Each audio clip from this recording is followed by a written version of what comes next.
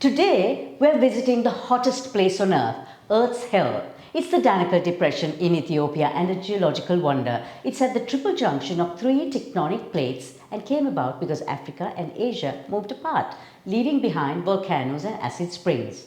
Known as the cradle of the hominids, paleontologists say that this is probably where the human species first evolved. Welcome to April and to Kaleidoscope, where we are positive, daring, different. Today on the show, we are scrutinizing wind farms, celebrating sustainability in the textile industry, and discovering the talent of a local artist.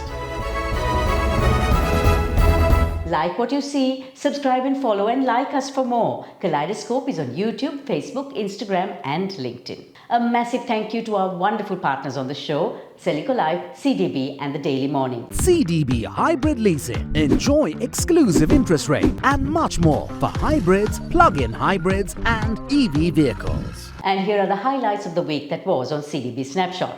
Good news. The Sri Lankan rupee is the top performer among emerging market currencies with over 7% spot returns. Sri Lanka's economy is projected to see moderate growth of 2.2% in 2024, showing signs of stabilization. Sri Lanka's supermarkets and shops can start charging a fee for providing polythene bags. Singapore introduces Sky Orb, the world's first spherical cable cars. Pope Francis breaks tradition by washing the feet of women only during Holy Week.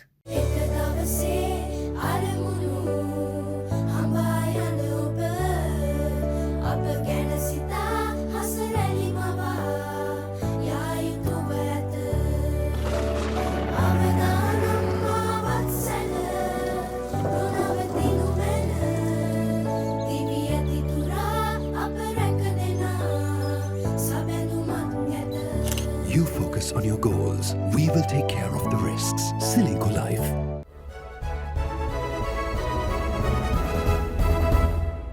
Welcome to Srilanka Life News Capsule. Sri Lanka now produces the world's first Control Union certified natural dye solution, Planetones, an extensive palette of over 50 hues that can retain nearly 95% color repeatability and color fastness, and is extracted from natural plant sources and enhanced to meet the requirements of the apparel and textile industries.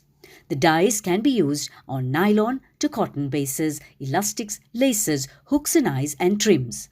I caught up with the CEO of Noyan Lanka, Husni Saleh, to find out more about this world's first dye solution. Husni, I'd love to find out what Planetones is all about. So Planetones is a 100% natural dye. I think that's the simplest way to explain it. Unlike any other dye currently in the marketplace, it has 100% naturality. We get the colorations from natural sources like plants and flowers, etc.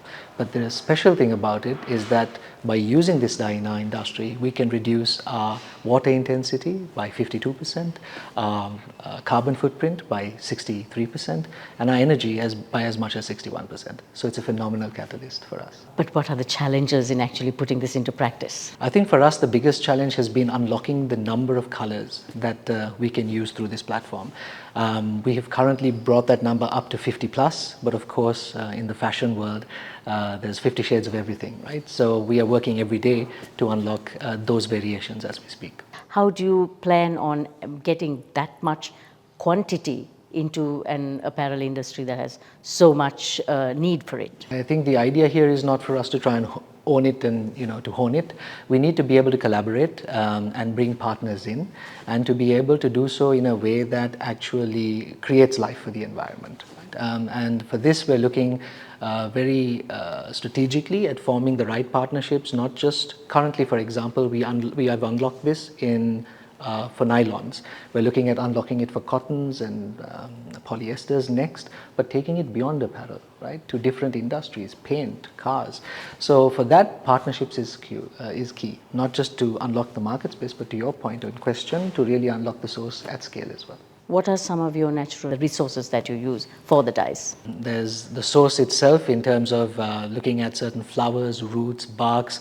For example, we use the Asian pigeon wings to really look at unlocking the color of blue and variations of it. So there are different natural sources, but what's also unique about this is that we typically use a binding agent to make the color stick to the fiber. In this particular case, we found a way to not really have to use that binding agent, which also takes a little bit of impact off the environment as well, because those are largely synthetic. So what's next for Planetones from here? Scale, right? Really looking at those right partners we spoke about to scale it not just for the apparel industry, but really use it for multiple other industries that can, speaking of those numbers that I was talking about earlier, that's significant impact on water, energy, carbon dioxide. If we can really scale this on multiple industries, I mean, we're making a difference. And now for a look at our markets this week. The All Share Price Index at the Colombo Stock Exchange records a 25% gain year-on-year, and average daily turnover levels remain at over 1 billion Sri Lankan rupees. Oil prices edged closer to $90 per barrel as a larger than expected fall in US crude inventories and escalating geopolitical tensions raised investor worries about tighter supplies. Gold hit an all-time high this week, climbing above $2,285 per ounce as traders snapped up the safe haven asset amid growing Middle East tensions, largely ignoring a stronger dollar and the possibility of a US rate cut. Photographer Julia Comita is promoting breast cancer awareness with a photo series titled Marks of Majesty, and the models are real-life survivors.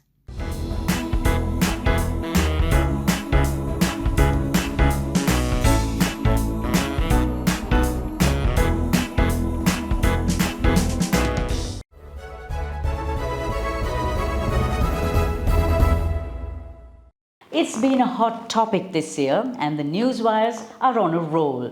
Adani Green Energy is taking on the construction of wind turbines in the island of Mannar. Now, the numbers are in. Each turbine has the capacity to generate 5.2 megawatts of electricity. The project is set to generate about 1,000 gigawatts of energy each year. But is everything as it seems? The environmental impact assessment for the project was completed in January, and this is where some of the cracks are beginning to show. What dangers are there to the environment? What's the impact this is going to have on us, the people? A no-holds-barred chat was what I wanted and who I have today. The Lenin Medal winner, scientist, conservationist and public policy advocate Rohan Pediagoda, who's a regular on our show, is on Let's Talk today. Tell me first, what exactly is this project all about? So this project looks at generating about 6% of Sri Lanka's electricity demand through wind power on the island of Mannar.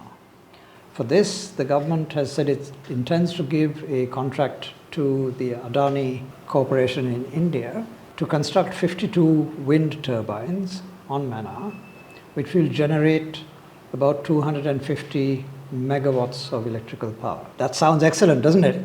But it's not, and that's why I've decided to make a fuss about this, because I think there's things wrong about this project at multiple levels. So after the EIA was produced, what are the red flags that came up about? First of all, the EIA doesn't comply, in my opinion, with what an EIA is meant to do according to the National Environment Act. Section 33 of the National Environment Act clearly lays down what an EIA is meant to do, and this one fails on multiple counts, number one. Secondly, the EIA, which is after all tabled by the Adani company, it's their EIA. They've commissioned it and they've performed it to standards set by the CEA, that Central Environment Authority. And there they claim that the price they're going to sell the electricity to the government at is 4.6 US cents per kilowatt hour. However, the Minister of Power and Energy in Parliament is on record as saying that the Adanis were asking for 9.6 cents and he has worked them down to 8.7 cents. In other words, he's talking about paying twice as much as the Adanis were claiming to have wanted in the first place. So what's going on here? There's a complete lack of transparency.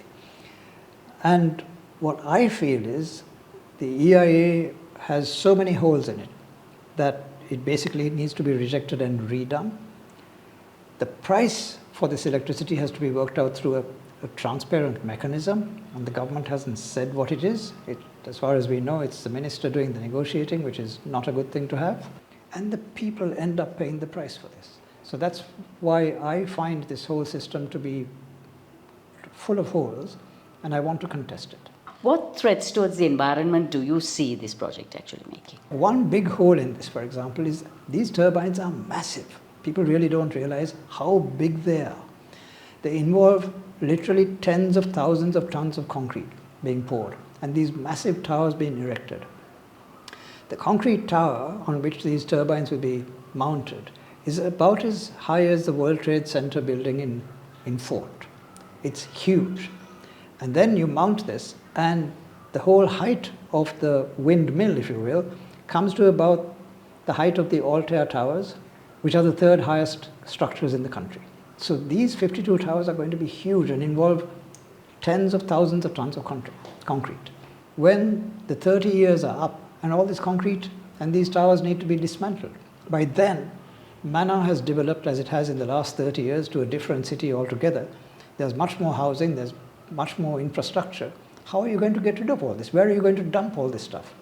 These concrete blocks in the ground, 100 feet wide, goodness knows how many feet deep because it doesn't say in the EIA, have to be at some point removed and taken away to where? Are they going to take it all back to India? And these turbine blades, which are massive, each one is about 250 feet long, are so big that they're coated with an epoxy resin, which has a chemical in it called bisphenol A. And this is known as an androgenizing chemical. In other words, it mimics estrogen, a female hormone. And so men exposed to this, for example, would feminize. There is a real fear of this. So you don't want to have these windmills in areas where there's high erosion on the blades, for example, from sand or from birds, and on the other hand, where people are living in close proximity. So these are all concerns that need to be addressed. I'm not saying they can't be overcome, but they haven't been addressed in the EIA, and that's what the EIA is for. What do you think are the unfair benefits that the Adani Group is actually getting out of this project? So from everything we've seen, there are two things here. One is that wind power is a natural resource of Sri Lanka. There's no reason we should be paying for it in US dollars. This project is not so big that Sri Lankan companies, the largest 8 blue chip companies out there, can easily afford this kind of project. So it needs to be advertised openly. A call for bids needs to be had. You need to assess those bids and see whether there are local companies that can deliver this. At the level of profit the Adanis are talking about at 9.5 US cents per kilowatt hour, I'll sell my house and invest if that's the rate they're giving us, Sri Lankan investors.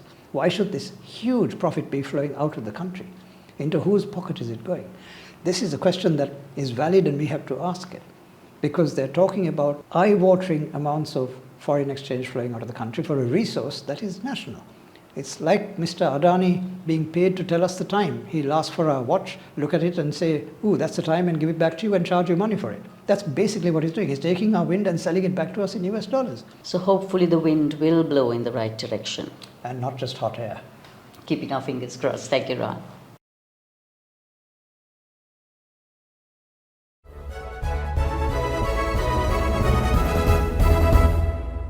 An engineer whose degree is in metallurgical and materials engineering, during COVID, Nirusha Nadaraja changed career course. She turned to miniature art and found herself making a business out of it. She founded Vanna Niral. Vanna means colours and Niral means pattern in Tamil. She is on Life in 60 today. Painting on leaves is not new for us. This technique dates back to 5th century BC in the form of palm leaf manuscript. I see my artwork as a colored version of history repeating itself. Practicing art has been in my to-do list every day. Like art, nature also fascinates me. I've maintained my treasure box from a small age. This is how everything started. The process is very simple, but it's time-consuming and needs a lot of patience to get the accurate results. Initially, I collect all the canvases, clean, sun-dry them, press them between 2 heavy hooks, and then for every 2 days, I clean them and press them again. This goes up to 2 weeks. The final thing is sanitized and then I paint on them. The final product is pressed between 2 glasses. I am hoping to work with more sustainable projects in getting this beautiful craft into the community. We're ready for the New Year break next week. See you then.